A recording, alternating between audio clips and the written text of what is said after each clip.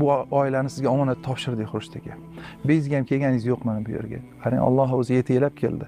Har bir bosgan qadamingiz miqdoricha gunohingiz to'kilgani rost bo'lsin.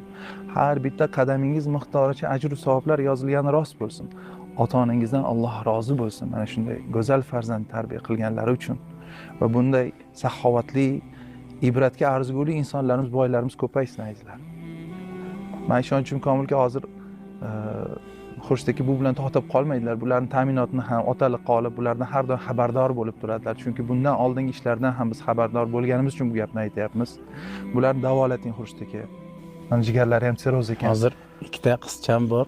Mana o'shalarning yoshlari bu qizchalar bilan teng ekan. Subhanalloh. Kecha rosa bayram ko'ylaklari-yu, unday deb ularni hollarini ko'rib, agar o'sha o'zimiznikilardan o'ndan bir qismini yoki 100dan birini qilganimizga ham bu qizchalar ham baxtli bo'lardi. Bu shu oilani, shu qizlarni institutni tugatib turmushga chiqqanigacha hammasini men o'zim to'liq nazoratimga olaman. Alloh rozi bo'lsin. Subhanalloh.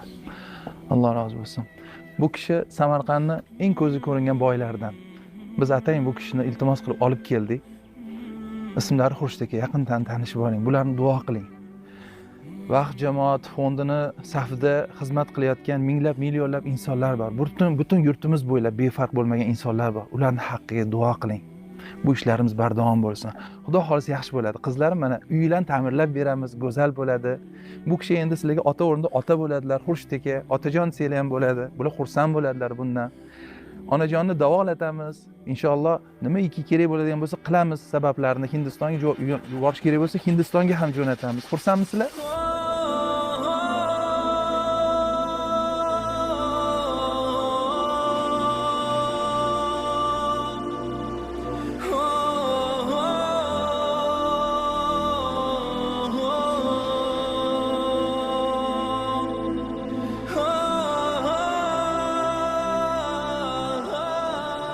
Onajonni xudo xolisa davolatamiz, sizlarni o'qitamiz, uylarni ta'mirlaymiz. Yaxshimi hammasi?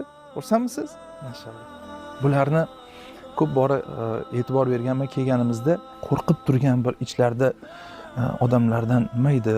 Qo'rqish bordi ichlarida. Kulishni ham bilmaydi, yig'lashni ham bilmaydi. Nima qilsam ekan deya.